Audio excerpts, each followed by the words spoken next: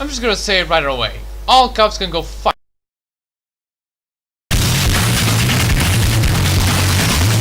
Hot Pursuit 2, because high stakes and a true sequel or something.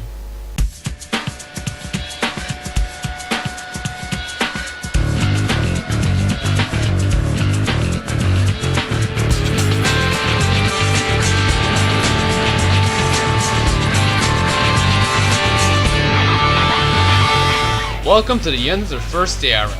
The game was released in 2002, quite a gap we didn't see very often until recently, unless you think Mercy Online is part of it. Like Portion Unleashed before it, this one has two different versions, the PS2 version by Black Box and the PC, Xbox and GameCube versions by EA Seattle. They may be similar, but trust me, this is not a direct port of the PS2 version. EA Seattle made their own version from scratch while borrowing some assets from the Black Box version. I was gonna put a cameo in the video explaining the differences between the PS2 and the other versions, but I think it's much better to compare them in video form by myself. The important part is that the Seattle version feels slower and has the desert tracks missing, and because of that it wasn't as well received as the Black Box version, which means EA shot the format in the head and gave the lad the green light for future NFS titles. We're in for a treat!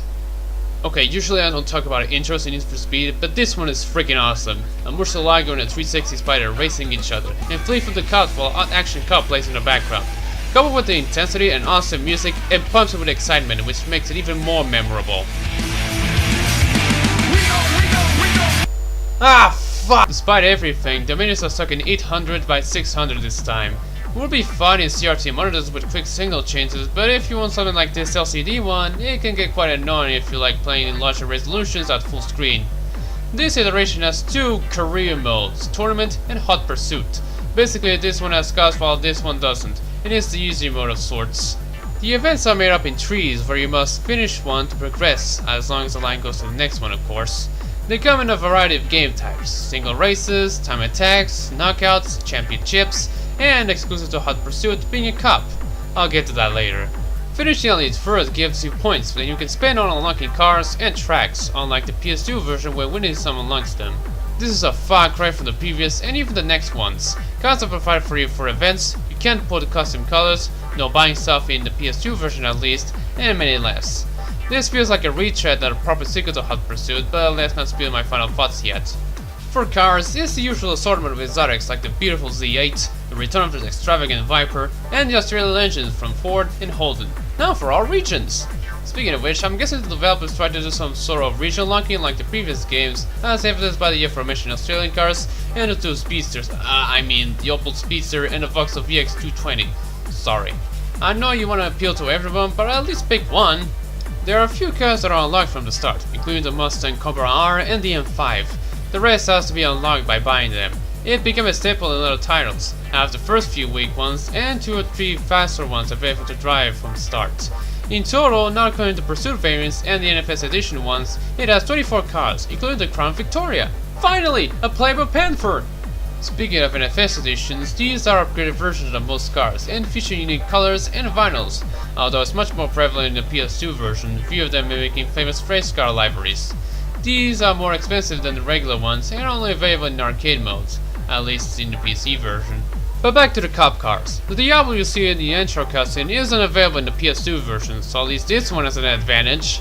And while the PS2 version has the race version of the CLK GTR, in the Seattle ones, it's replaced by the road car. I don't know, I much prefer the former one really. Sadly, this is the last time we see Ferraris in the series until they return in shipped as DLC one time, and properly in Rivals, also one time.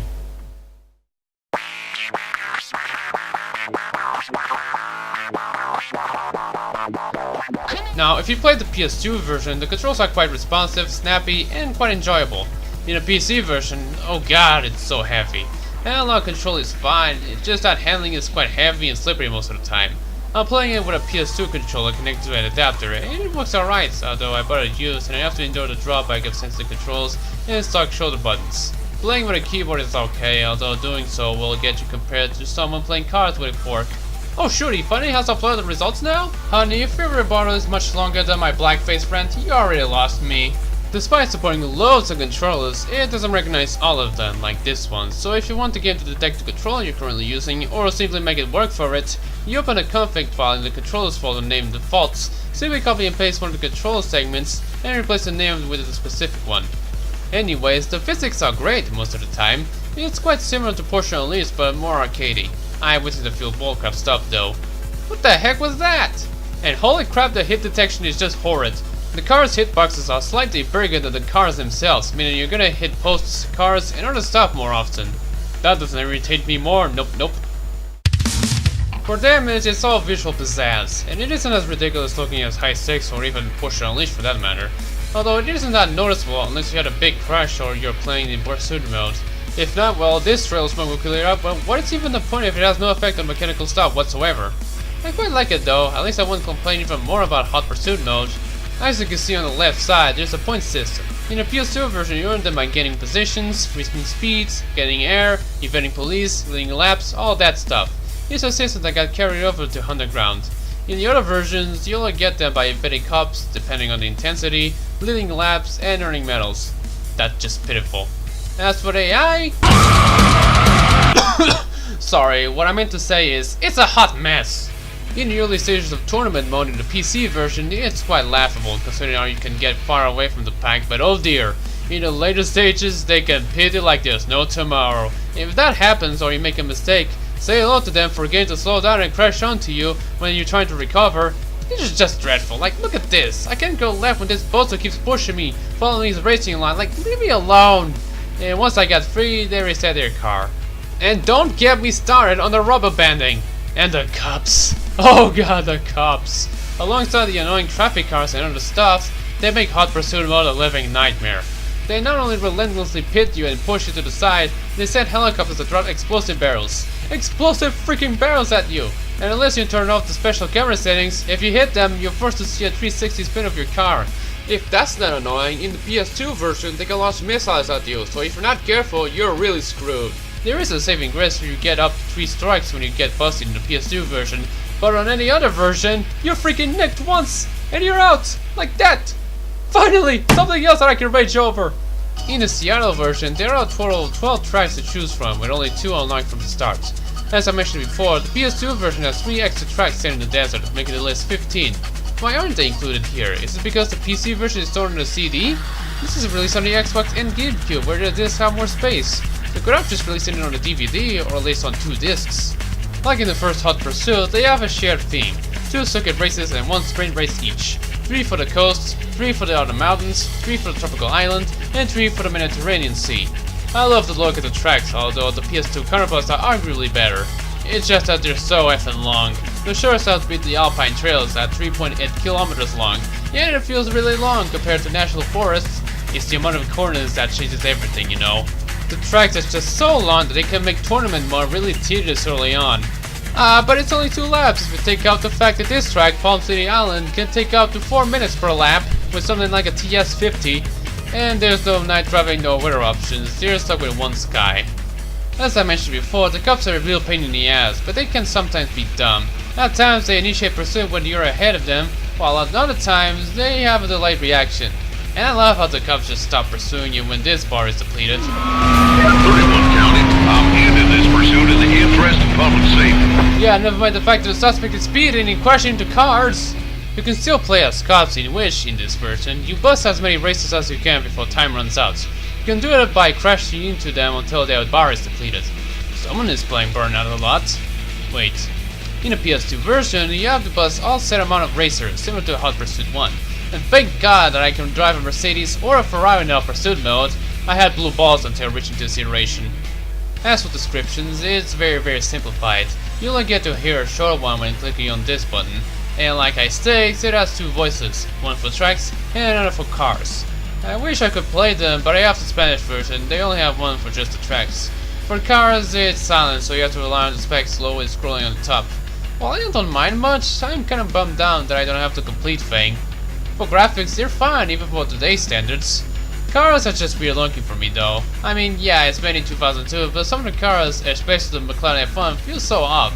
The back is fine, but the front has the headlights that are the same size. And the 550 Barchetta looks like a toy. I'm sorry. And I'm sad to report once again that you cannot put custom colors onto your cars anymore. You just have to wait until Underground, or if you really want all of the colors, Carbon.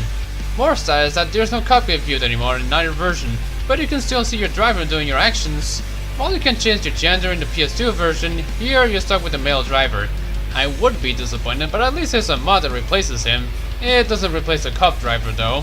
You can turn off the camera options that can disrupt the pacing of the game like 360 spin when you hit a barrel, but what you can turn off is the rotating camera when you pause the game. It screws you over when you pause at an incoming corner going at a fast speed, so you wouldn't know what to do after doing something in between. You just have to wait until the camera points forward. But at least it supports proper widescreen out of the box.